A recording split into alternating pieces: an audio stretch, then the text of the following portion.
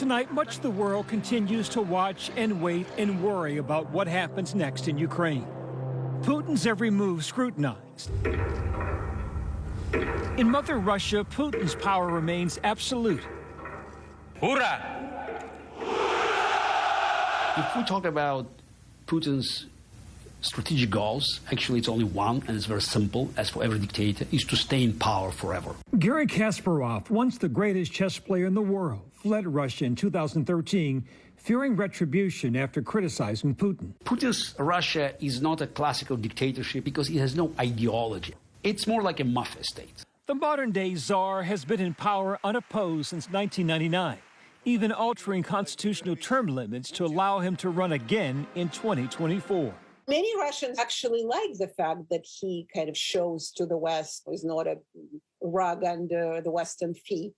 And if you're not going to recognize us when we speak to you, at least you're going to be freaked out by what we do.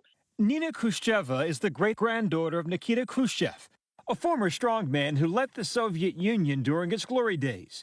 She believes that Putin is playing the long game to put Russia at the world's center stage. Russia suffers from a tremendous superiority complex because of its size and its history and its potential, and also tremendous inferiority complex precisely because it's never really accepted into being a European country.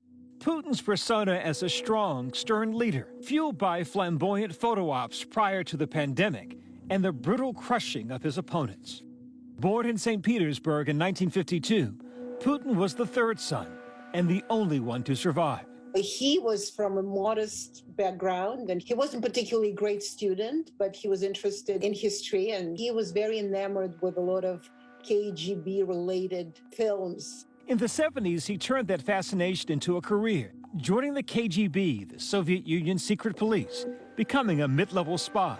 Although the KGB technically ended with the fall of the Soviet Union in 1991, Putin's experience as an intelligence officer and watching the Soviet Union dissolve made its mark. He was a junior officer stationed in East Germany. He was a keen analyst and observer and would understand how much the Soviet Union needed to reform, how far behind it was falling from the West. And he seems to have carried those attitudes home. He eventually became the chief of Russia's counterintelligence agency, the FSB. There, he targeted rebels in countries that had separated from the Soviet Union when it dissolved. Putin. His success against Russia's enemies quickly propelling him to prime minister in 1999. He was elected as acting president the year after and has held onto power ever since. Putin has not been afraid of military conflict in the past, repeatedly launching Russian troops into former Soviet Union territories, Chechnya, Georgia, and most recently, Crimea. Putin's actions against the Republic of Georgia, Putin's actions attacking Ukraine and annexing Crimea, they were regional acts. When in 2014, protesters in Kyiv overthrew the pro-Russian Ukrainian president demanding democracy, a violent uprising known as the Revolution of Dignity. We look at the revolution of 2013-2014 as a popular uprising, right? A good thing.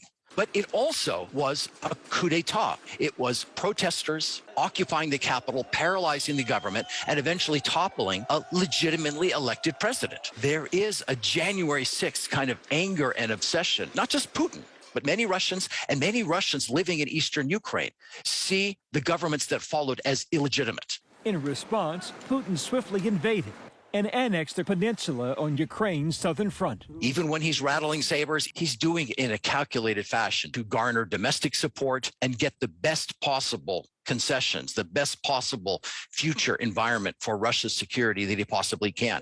To threaten Putin's authority is to risk one's life. Putin accused of silencing his critics through violence, including Alexei Navalny, once called the man Vladimir Putin fears most. He's led anti-Putin rallies across the country, where he's been publicly beaten and nearly blinded when a green substance was sprayed in his face.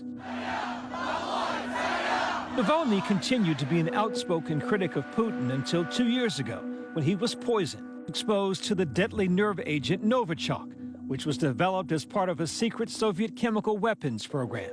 Putin's feeling is that you should crush dissent at the earliest possible moment.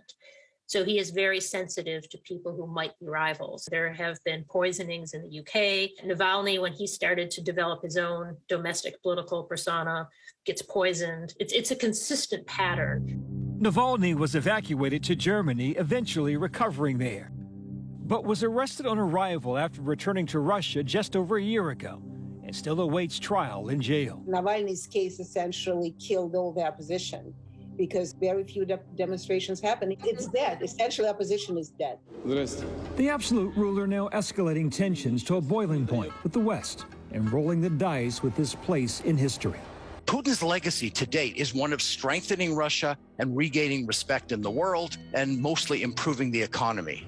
Were he to launch a major invasion of Ukraine, all of that would be destroyed.